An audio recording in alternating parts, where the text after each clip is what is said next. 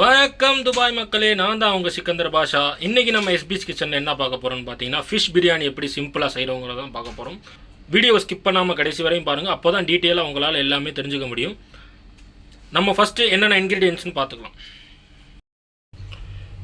Fish நான் எவ்வளோ எடுத்திருக்கேன்னு பார்த்தீங்கன்னா, நான் இப்போ செய்ய போகிற பிரியாணி வந்து 1.5 kg 1.5 kg ரைஸ் போட்டு செய்ய போகிறேன். ஃபிஷ் எவ்வளோ சேர்க்க போகிறேன்னா 1/2 kg தான் நான் சேர்க்க போகிறேன்.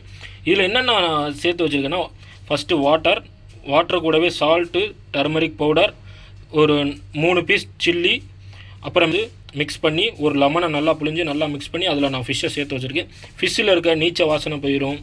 அப்புறமேல்ட்டு ஃபிஷ்ஷிலே அந்த மசாலா நல்லா இறங்கியிருக்கும், காரம்லாம் கரெக்டாக இருக்கும். ஏன்னா நம்ம அது அதிக நேரம் வேக வைக்க மாட்டோம் மசாலாவில். அடுத்து வேறு என்னென்னு பார்த்தீங்கன்னா, வெங்காயம் வந்து நான் இதுக்கு வந்து அதிகமாக சேர்க்குறேன். ஏன்னு பார்த்தீங்கன்னா, நம்ம நார்மலாக மட்டன் பிரியாணியும் சிக்கன் பிரியாணியும் சேர்த்திங்கன்னா 1 kgக்கு வந்து 400 கிராம் சேர்த்தா போதும். நான் இதுக்கு வந்து 1 kgக்கு வந்து 600 கிராம் சேர்த்துருக்கேன். ஏன்னா வந்து அதிகமான ஃப்ளேவர் அப்போ தான் நம்ம கிடைக்கும். ஏன்னா ஃபிஷ் வந்து அதிகமாக நம்ம ஆட் பண்ண முடியாது பிரியாணிக்கு. அப்போது நம்மளோட ஃப்ளேவர் அதிகமாக இருக்கிறதுக்காக நான் சேர்த்துருக்கேன். வெங்காயம் வந்து இப்போ 800 கிராம் இருக்குது. தக்காளி ஆஸ் யூஷுவல் எப்பயும் போகிற 1 kgக்கு 400 கிராம். இப்போ வந்து நான் 600 கிராம் எடுத்திருக்கேன் 1.5 kgங்கிறதுனால. அதே மாதிரி தான் ஜிஞ்சர் கார்லிக் பேஸ்ட் வந்து நார்மலாக நம்ம வந்து மட்டன் பிரியாணியோ சிக்கன் பிரியாணியோ செஞ்சால் வந்து 100 கிராம் ஜிஞ்சர் எடுப்பேன், 75 கிராம் வந்து கார்லிக் எடுப்பேன். இப்போ நான் அப்படியே வந்து ஈவனாக எடுத்திருக்கேன். 100 கிராம் இஞ்சி, 100 கிராம் பூண்டுங்கிற மாதிரி நான் எடுத்திருக்கேன். க்ரீன் சில்லி ஒரு வந்து கரெக்டாக வந்து 10 கிராம் எடுத்திருக்கேன். தயிர், அப்புறம் இது எல்லாமே எல்லாமே 1.5 கிராம் எடுத்திருக்கேன். பே லீஃப் 2 லீஃப் வந்து உடச்சி வச்சுருக்கேன். கார்டமம், க்ளோவ்ஸ், சினமன் வந்து எல்லாமே 1.5 கிராம் எடுத்திருக்கேன்.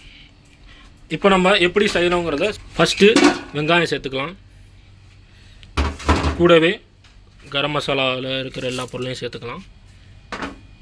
அடுத்து ஆயில் சேர்த்துக்கலாம். ஆயில் எவ்வளோ சேர்க்குறேன்னு பார்த்தீங்கன்னா, 1 கிலோவுக்கு வந்து 200 கிராம் நம்ம சேர்ப்போம். வந்து 300 ml சேர்த்துக்கலாம் போதும். இப்போ ஸ்டவ் ஆன் பண்ணிக்கலாம். ஸ்டவ் ஆன் பண்ணியாச்சு. ஆன் பண்ணோடனே தட்டு போட்டு மூடிடலாம்.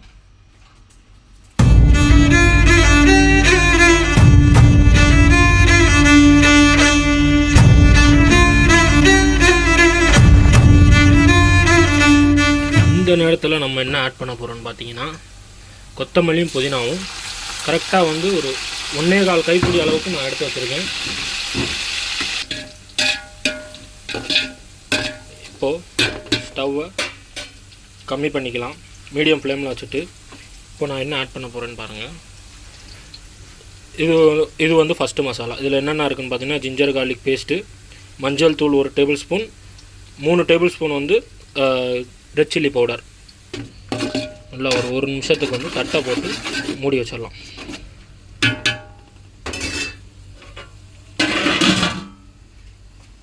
ஒன் மினிட் ஆயிடுச்சு. ஓப்பன் பாருங்கள் எந்த அளவுக்கு நம்ம வந்து கிரேவி வந்து ரெட் கலரில் இருக்குன்னு பாருங்கள். நம்ம வந்து ஆர்டிஃபிஷியலாக எந்த கலருமே சேர்க்கணும்னு அவசியமே இல்லை. இது நல்லா வந்து ஆயிலே ஃப்ரை ஆகிறதுனால இது வந்து நல்லா வந்து அரிசியிலே உங்களுக்கு இதே கலர்லாம் இருக்கும். நம்ம எக்ஸ்ட்ரா கலர் எதுவுமே ஆட் பண்ண தேவையே இல்லை. இது கூட நம்ம இது வந்து 2வது மசாலா. இதில் என்ன இருக்குன்னா, தக்காளி, உப்பு, தயிர், பச்சை மிளகாய் இதையும் சேர்த்துக்கலாம். சேர்த்து இதையும் நல்லா ஒரு கிண்டி விட்டுருங்க. வேகிற வரைக்கும் வெயிட் பண்ணலாம். தட்டு போட்டு மூடிடலாம். நல்லா ஒரு 2 மினிட்ஸ் வந்துருச்சு. ஓப்பன் பண்ணி பார்க்கலாம். பாருங்கள் இப்படி கூச்சிட்ருக்குங்க. இப்போ இந்த நேரத்தில் மல்லித்தூள் சேர்த்துக்கலாம். மல்லித்தூள் எவ்வளோ சேர்க்குறேன்னு பார்த்தீங்கன்னா, 2 டேபிள் ஸ்பூன் சேர்க்குறேன்.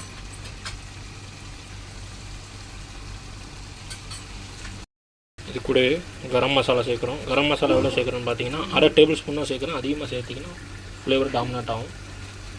இது கூடவே ஒரு 1/2 டேபிள் ஸ்பூன் ஜீரகத்தூளும் ஃப்ளேவர் டாமினேட் பண்ணும். அதனால் கொஞ்சம் ஏன்னா நான் வந்து நல்லா தனியாக கொடுக்குவோம். ஃபிஷ் ஆட் பண்ணுறதுனால அந்த நீச்ச வாசனை தெரியாமல் இருக்கிறதுக்காக இதெல்லாம் நம்ம நல்லா ஒரு 2 to 3 மினிட்ஸ் நல்லா வெந்துருச்சு. இது இப்போ இந்த நேரத்தில் நம்ம தண்ணி சேர்த்துக்கலாம். தண்ணி எவ்வளோ சேர்க்குறேன்னு பார்த்தீங்கன்னா, 1 கிலோ அரிசிக்கு 1/200 தண்ணி சேர்க்கணும். நம்ம 1.5 கிலோ அரிசி எடுத்துருக்கோம். தண்ணி சேர்த்தாச்சு. நல்லா ஒரு தடவை கிளறி விட்டுக்கலாம். கிளறி விட்டுட்டு தட்டு போட்டு மூடிடலாம். 10லேருந்து 15 நிமிஷத்துக்கு இதை டிஸ்டர்ப் பண்ணவே கூடாது. இது நல்லா வந்து தண்ணி வேகணும். வெந்ததுக்கப்புறம் பார்க்கலாம். அதுக்கப்புறம் இது நல்லா வந்து தண்ணி வேகணும். வெந்ததுக்கப்புறம் பார்க்கலாம். அதுக்கப்புறம் தான் வந்து ஃபிஷ்ஷை நம்ம ஆட் பண்ணணும். முன்னாடி ஃபிஷ் ஆட் பண்ண வேணாம். ஏன்னா ஃபிஷ்ஷு உடஞ்சிரும். எந்த அளவுக்கு வேகுதோ ஃபிஷ் அந்தளவுக்கு சீக்கிரம் உடஞ்சிரும். அதனால் நம்ம வந்து லாஸ்ட்டாக தான் ஃபிஷ் சேர்க்க போகிறோம். ஃபிஷ்ஷு வந்து நான் எப்படி சேர்க்க போகிறேன்னு பார்த்தீங்கன்னா 1 kg ஃபிஷ்ஷு, இதில் 1/2 kg வந்து மசாலாலே சேர்க்க போகிறேன். பிரியாணி மசாலாலே சேர்க்க போகிறேன். 1/2 kg வந்து நான் தனியாக வறுத்து எடுத்து மேலே வச்சுருவேன். அந்த ஃப்ளேவரும் கீழே இறங்கிடும். தனித்தனியாக நம்ம செய்ய போகிறோம். அதுக்கான மசாலா என்னென்னு பார்த்தீங்கன்னா chilli powder, coriander powder, turmeric powder, jeera powder, garam masala, ஒரு லெமன், அப்புறமேல்ட்டு ஆயில் சேர்த்து நல்லா பிசைஞ்சு வச்சுருக்கேன். இதை நம்ம வந்து ஃபிஷ்ஷு மேலே அப்ளை பண்ணிவிட்டு பார்க்கலாம். பாருங்கள் ஃப்ரெண்ட்ஸ், இந்த அளவுக்கு போக வருதுன்னு பாருங்கள். கிரேவி குறைச்சிருச்சு. இந்த நேரத்தில் நம்ம ஃபிஷ்ஷெல்லாம் ஆட் பண்ணிக்கலாம். பார்த்து பொறுமையாக போடணும், ஃபிஷ்ஷு உடையாமல்.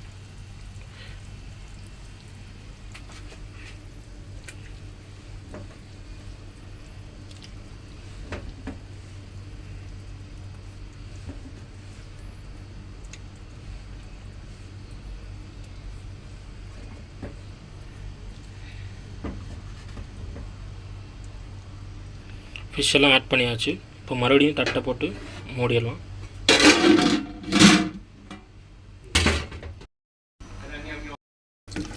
இந்த நேரத்தில் நம்ம அரிசி சேர்த்துக்கலாம்.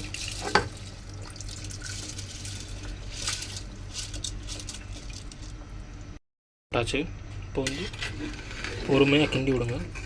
மீனும் உடையக்கூடாது, அரிசியும் உடையக்கூடாது. சும்மா மேலாப்பில் பட்டும் படாமல் எங்கேயுமே வந்து ஃபோர்ஸாக நீங்கள் வந்து கரண்டி விடக்கூடாது. கரண்டி வந்து சைடில் விட்டு லைட்டாக அப்படி திருப்பி விடுங்க. ஏன்னா மீனில் கரண்டி பட்டாலும் மீன் உடஞ்சிடும். நமக்கு வந்து முழுசாக மீன் வேணும். இப்போ வந்து சைலண்ட் ஆயிடுச்சு. வந்து மறுபடியும் நம்ம தட்டை மூடி வச்சிடலாம். ஃப்ரை பண்ணுறதுக்கான மசாலா நம்ம அப்ளை பண்ணியாச்சு. ஃபிஷ்ஷு நல்லா ஊறிடுச்சு. ஒரு 5 to 10 minutes ஊறினா போதும். இப்போ நம்ம ஆயில் ஊற்றி ஃப்ரை பண்ணிக்கலாம். எண்ணெய் வச்சாச்சு. எண்ணெய் நல்லா சூடானதும் ஒரு பீஸாக போடலாம். எண்ணெய் எடுத்துக்கோங்க. ஃபஸ்ட்டு பீஸ் போடலாம்.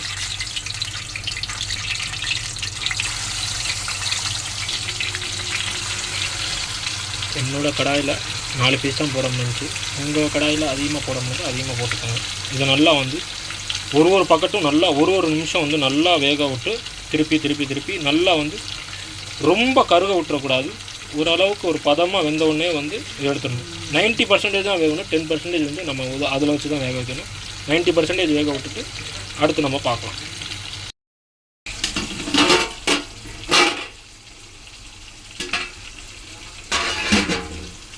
பாருங்க ஃப்ரெண்ட்ஸ், பொறுமையாக வந்துக்கிட்டு இருக்கும். பார்த்து பொறுமையாக கிண்டணும்.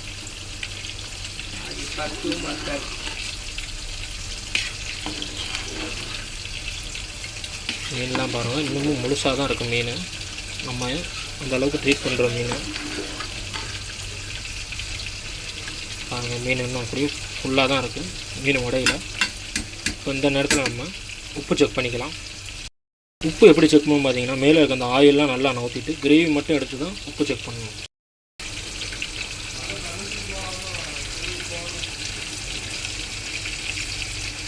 கரெக்டாக இருக்குது ஃப்ரெண்ட்ஸ். உப்பு, புளிப்பு, காரம் எல்லாமே கரெக்டாக இருக்குது. அதுக்கப்புறம் மறுபடியும் இதை மூடி அரிசிக்கும் தண்ணிக்கும் லெவலாக வந்தோடனே இதை மூட்டுடலாம். ஒரு தடவை நம்ம மீனை திருப்பி விட்டாச்சு. இப்போ இந்த பக்கம் ஒரு மினிட் வேகட்டும். மறுபடியும் திருப்பி விட்டு கரெக்டாக வந்து 5 to 6 minutes வந்து வெந்தாலே போதும். அரிசிக்கும் தண்ணிக்கும் லெவலாக வந்துருச்சு. இப்போது சைடில் எப்பயும் போல் நான் தவா வச்சுட்டேன். இப்போது இதில் என்னென்ன போடுறோங்கிறத பாருங்கள். நம்ம வறுத்து வச்ச மீனை ஒரு 4 பீஸ் இதில் சேர்க்குறோம். மேலே போட்டுடலாம். போட்டுட்டு நம்ம அந்த ஸ்டவ்வுக்கு ட்ரான்ஸ்ஃபர் பண்ணி தவா மேலே வச்சாச்சு. இப்போது சைட்லேருந்து புகை வர வரைக்கும் வெயிட் பண்ணலாம். லோ ஃப்ளேமில் வச்சு, நல்லா லோ ஃப்ளேமில் வச்சு, நல்லா மெழுகுபத்தி மாதிரி வச்சு விட்டு கரெக்டாக ஒரு 10லேருந்து 15 நிமிஷம் அப்படியே தம்மில் விட்ருங்க. இப்போ மேலே ஏதாவது வெயிட் வச்சுக்கலாம். பார்த்தீங்கனாலே தெரியும், சைட்லேருந்து புகை வர ஆரம்பிச்சிருச்சு. வந்தோடனே எப்பயும் போல் நம்ம நல்லா மெழுகுபத்தி மாதிரி வச்சு விட்ருலாம். அவ்வளோதான் ஃப்ரெண்ட்ஸ். இது மேலே வெயிட் வச்சுட்டு ஒரு 10லேருந்து 15 நிமிஷம் தம்மில் விட்டுட்டு அடுத்து நம்ம தம் உடைக்கிறத பார்க்கலாம். 15 மினிட்ஸ்க்கு அப்புறம் ஓப்பன் பண்ணி பார்க்கலாம். அரிசி இருந்துருக்குங்க. வா, இந்தளவுக்கு கலராக வந்துருக்கு பாருங்கள். மேலே இருக்க ஃபஸ்ட்டு வந்து இந்த மீனை மட்டும் எடுத்து தனித்தனியாக போட்டுருணும். ஃப்ளேவரும் நல்லா இருக்குது ஃப்ரெண்ட்ஸ்.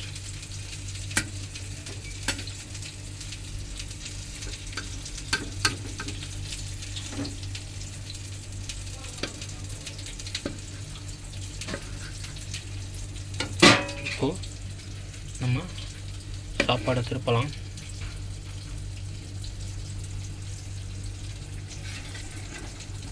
பொறுமையாக திருப்பணும்.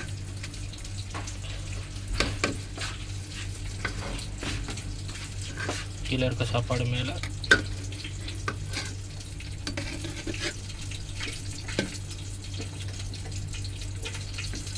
பார்த்தீங்கன்னாலே தெரியும் ஃப்ரெண்ட்ஸ், எப்படி மீன் வந்து உடையாமல் இருக்குது பாருங்கள்.